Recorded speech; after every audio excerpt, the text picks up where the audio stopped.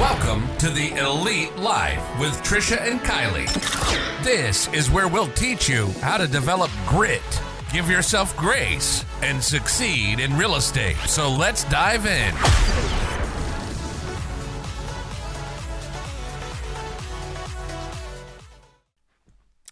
Welcome, friends, to another episode of the Elite Life Podcast. I'm Trish, and with me is Kylee, and today we have a special topic that many entrepreneurs can relate to: preparing your business for financial hardship. Yes, and these tips are not just for business owners or entrepreneurs. Like, you can definitely apply these strategies and these tips to your personal life as well. We have five fantastic need more coffee. 5 fantastic tips to help you weather the storm and come out stronger in the office or in your home. So let's jump right in. Okay, number 1, establish an emergency fund. I feel like probably only maybe 10% of people have an emergency fund. But one of the first things you should have do, one? Do I have one? Yes, I do. That's good. I do. I have one. It's called my savings account. Right. Yeah. And I do have, I have accounts, and then I have a portfolio of investments too. And we have mattress money from, all of the under the table stuff. No, I'm just kidding. I'm so kidding. All my mattress money has went to my kids asking for money. $20 and $50 at a time to my children, who have bank accounts of their own, but heaven forbid they spend But it's so much more fun to spend mom and dad's money, right? Yes. But, just like individuals should have savings-based businesses need a financial cushion too. So sure. Set aside a portion of your profits to build a fund that can cover at least 3 to 6 months of operating expenses. And having the safety net will provide peace of mind during challenging times. And it gives you the flexibility to navigate through any financial storm, because let's be real. Like, a lot of people have asked, like, well, how much money, like, I'm in those real estate groups and business groups and stuff, like, how much money saved is enough money? And the rule of thumb per se is 3 to 6 months, but I would even go a little step further, because especially when you're a starting business owner, you never feel like you have profit. Right. You don't feel like you have profit. So instead, I would say do one of two things. One, just make money automatically. Like I bank at Chase, you can set this up that every single week or month or day or bi-weekly or bi-monthly or however you want to do it, but you have money taken out of that account and put into a different account at a different bank that you can't get to, because sometimes you have to force yourself to save, because your mind will automatically say there is no profit, there is no money to save, we are just barely making it, we are a startup, we are a brand new business, I am a single mom, I have no money, or whatever the case may be. It's hard to save. So sometimes you have to force save by just having it pulled out and put in another account. That's a good thing. And the other thing I was thinking about as you were running that down is if you're a brick and mortar, or if you have a vehicle that you rely on for your business, like we as realtors, like if B-Rad goes down, that's my Malibu, by the way, shout out to anyone who understands that reference. We are soulmates.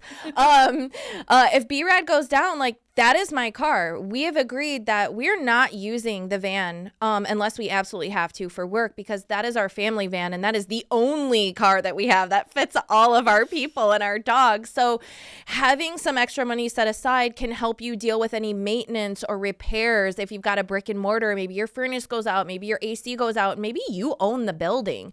Maybe your rent does not include stuff like that, and so you have to fix that. And so that's just one more reason to have money set aside so that you don't have to stress about that because stuff will happen. I promise you, it is the law of the world that as soon as things get going, you start feeling like you have that profit, like we were talking about, shit's going to happen. Something's going to happen. It's not if, it's when, right? Exactly. So that brings us to tip 2, which is diversify your revenue stream. Yeah, it's often said that you should never put all your eggs in one basket. And I like to say, people are like, well, what do you do? I'm like, well, my pizza has many slices. So we do real estate, we do consulting, we sell stars, we do trash outs. Like, we have so many different, I was talking to Josephine about this when it was so good to see her in the office. Shout out to Josephine. What up, girl? Her and her husband have construction and stuff too. Like, it's so great to diversify your income streams, and relying solely on one source of income can definitely leave you vulnerable during financial hardship. And looking for opportunities to diversify your revenue streams, explore new markets. This is one thing I was thinking about. Think about your marketable skills. Okay. A lot of people don't understand or feel that they have any skills that they could, offer services for. But everybody knows how to clean a house. If you have a driver's license, you can do Uber, you can do DoorDash. We've talked about that before. But making sure that you have a diverse place where your money's coming from can definitely insulate you, because if, for whatever reason, people just stop selling houses, well, we could still sell SARS, and we can still do trash outs, and we can still do this in consulting and things like that. So that's definitely something that I tout. Very important. Yeah, absolutely. Like you said, that goes for your personal life too. Even if it's not about a business, you're not a business owner. There are so many ways to make quick side hustle money. And we actually have an episode. So go back and listen to that episode. I was just talking to my friend Nicole about it. She's like, I got to listen to that episode again. Like, because you had so many ideas on different side things that you can do. And especially like with AI, which we also have an episode about. It came out last Thursday. So check out our episode on AI. You can use AI to help you write that book you always wanted to write. Writing an ebook is easier than ever. And everybody has something that they've lived that they can turn into a book. Like, I always think about, I want to write a book about being a goalie mom and a hockey mom, because I have learned so many things. And if I could stop future hockey moms from dropping tens of thousands of dollars on you don't need to. You just don't need to. I can tell you all the things that you don't need to spend money on. That's so funny you say that, because I was thinking about that, like, from a mom perspective. I have friends who are having their first babies, and they're like reaching out to me. I have 3 kids. What do I put on my registry? I'm like, diapers, wipes, onesies. Your brand new baby is going to live in the same 7 to 10 outfits, that because they're easy, they're comfortable. Like, I watch all these women, and like, if you want all the things for your nursery, please go ahead. But what we decided to do was we asked for the essentials. Obviously, sleeping things, clothing, whatever, that kind of stuff. But like, my kids didn't have a diaper genie. My kids didn't have a giant swing that took up half the living room. So I was thinking about putting together an ebook called The Minimalist Mommy. And yeah, so okay, well, I put it out there now. So stay tuned for that. But there are so many, like you said, there are so many different ways to make extra income. Or like, if you know something about like breeding worms or salamanders, or like Ryan could put together so much stuff about fishing, hunting, like the possibilities are endless, and it's never been easier to do it. So shame on you if you're not. Well, and like we always say, like, there's so many ways to make money in real estate too. And I would be remiss if I didn't throw in this shameless plug here. We're looking for agents right now. We are. We're growing. Real estate is good. Yes, it is. It is. And if you are in the state of Michigan and you are a realtor, we have openings for team leads, new agents who need training, agents that want a more flexible compensation plan and want to make more money, managers, all the things, selling stars, telemarketers, ISAs.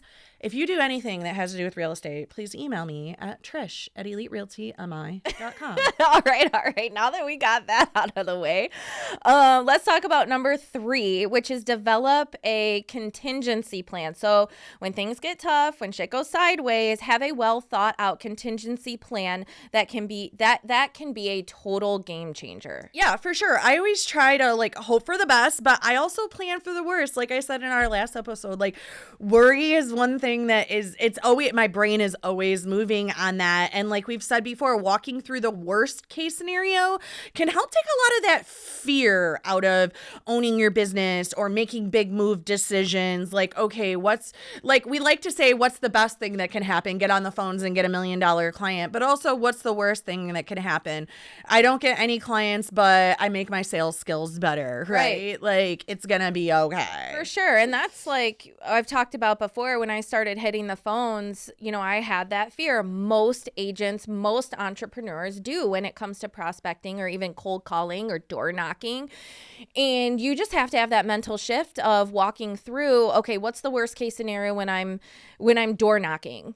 Someone tells me to pound sand, calls me out of my name, and pushes me off their property by pointing a gun at me. Great. That's the worst case scenario. Hopefully nobody gets shot. But best case scenario, you get a great referral, you get a great new client, or maybe you just leave a flyer and you just really start getting your brand out there. Most often, the best case scenario will outweigh the worst case scenario. But like Trisha said, if you are planning, if you say, okay, that's the worst case scenario, how can I deal with that? Like we talked about before, then you have a plan for how you're going to deal with it. Yep. And it's done. And you don't have to worry about it anymore because you have something in place. Absolutely. So I think you're saying take time to analyze potential risks and create a plan of action for each scenario. Identify areas where you can cut costs without sacrificing quality. Me and Andy do this every single year at the beginning of the year. We write out our budget. Where can we cut costs? What contracts can we renegotiate with our vendors? And then exploring alternative strategies to just make our business better, stronger, having a solid plan in place so you're able to respond swiftly and decisively if you find yourself in a challenging time. Because let's be real, as great as real estate is and as hot and busy as it is, and as much as we're looking for new people right now, we experienced last year where it was super hot and amazing, and then all of a sudden it was like, everything stopped. And then it was like, oh my gosh, what's happening? And then finally March and April came around. It's like, oh, we're back to normal again now that it's June. But the thing too is during those downtimes, because people think that real estate stops. It doesn't technically stop. No. Things do slow down. We all know Thanksgiving, Christmas, people are more concerned, with family things and holidays and whatever.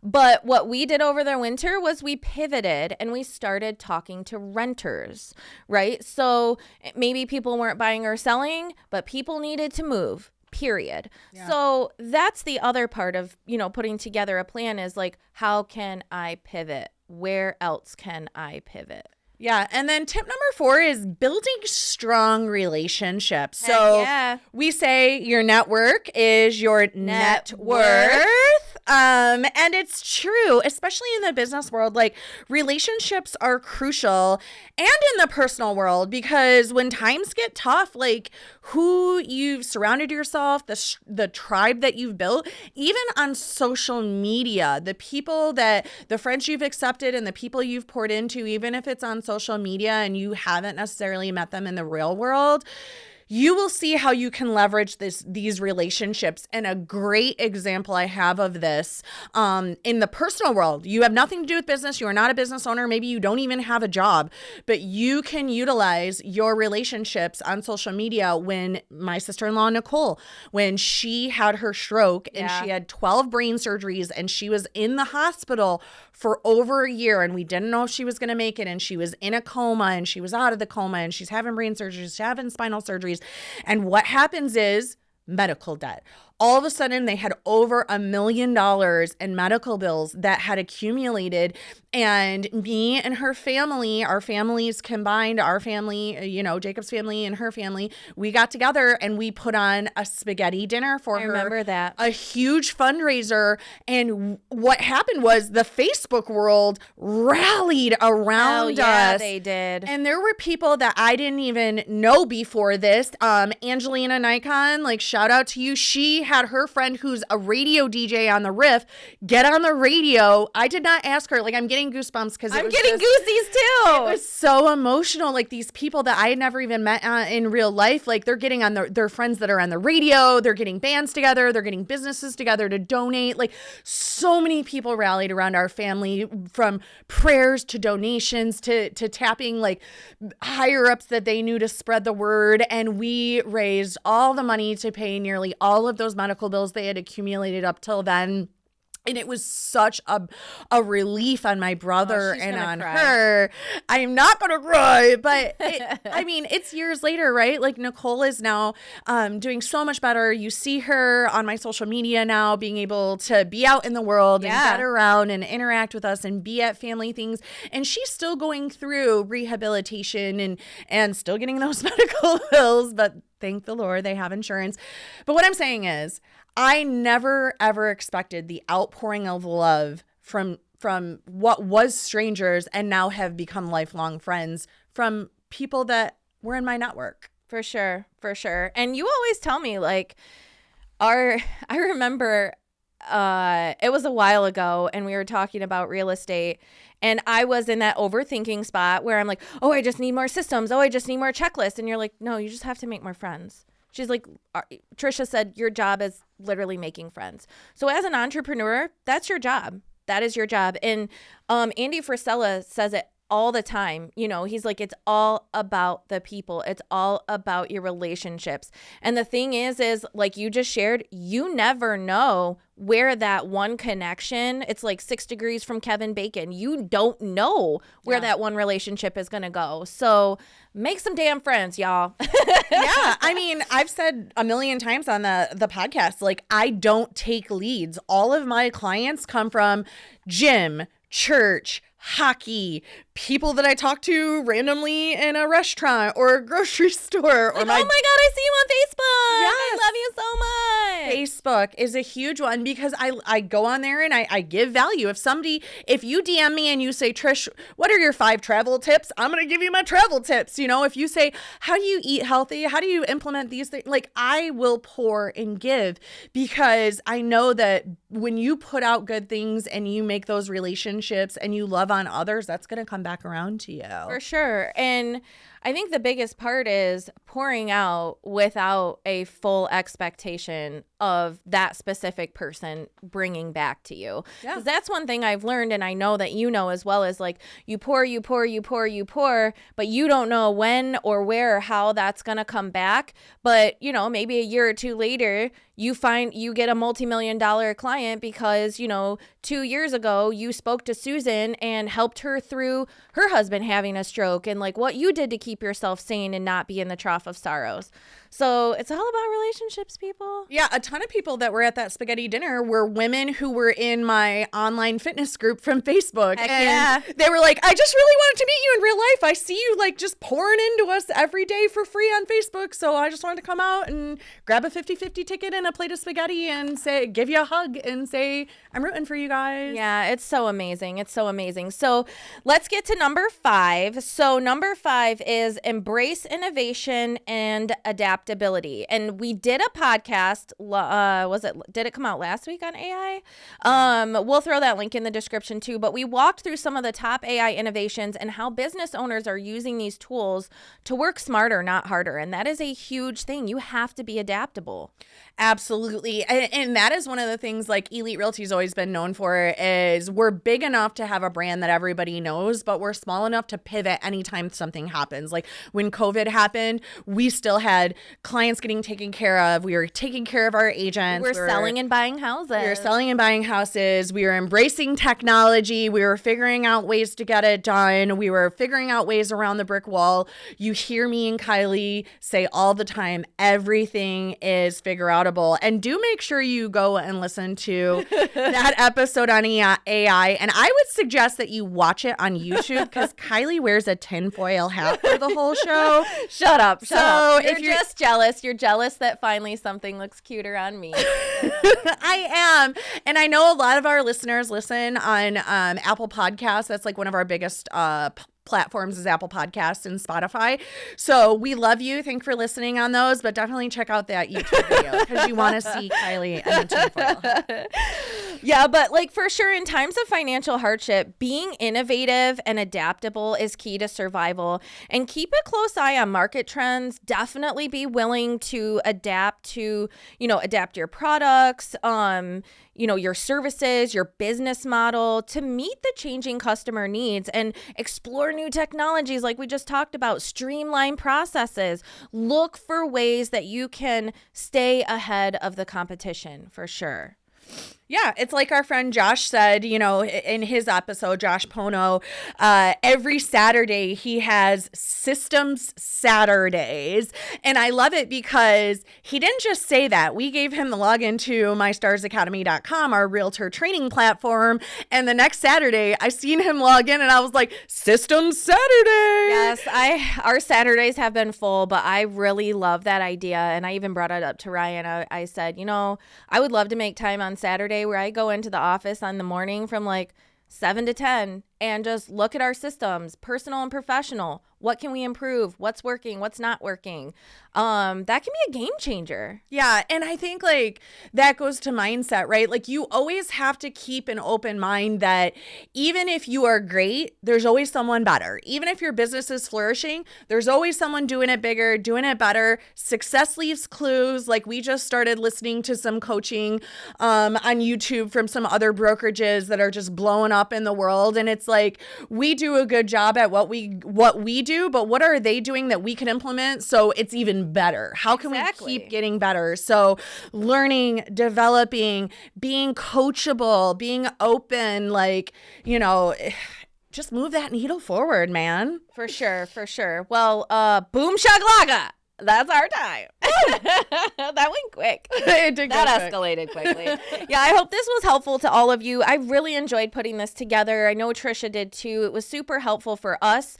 When we put these podcast outlines together, just know that we're right alongside with you guys. And even though, we try to bring our experience and our expertise to the table for you, we are always open to learning from you as well. So drop us a note, drop us a comment, leave us a 5-star review. We want to know, what are you doing in your life that's really, really working for you? That way, maybe someone else can implement that. Maybe that's something that's going to work in my house too. That'll keep me from, leaving my kids at the fire station. Okay, so we drop fresh episodes every Thursday morning, so check them out, subscribe, hit that bell so you don't miss a single thing. Don't forget to share the show. This was an episode packed with a lot of life hacks, and you never know who's going to need them. So share the show and come back next week for some more Elite Life. Bye. We thank you so much for joining us today on the Elite Live with Trish and Kylee. Be sure to share the episode with a friend so we can continue bringing you more great tips on grit, grace, and real estate. You can also connect with us on Instagram, Facebook. We hope the ideas we share continue to help you build an empire and leave a legacy.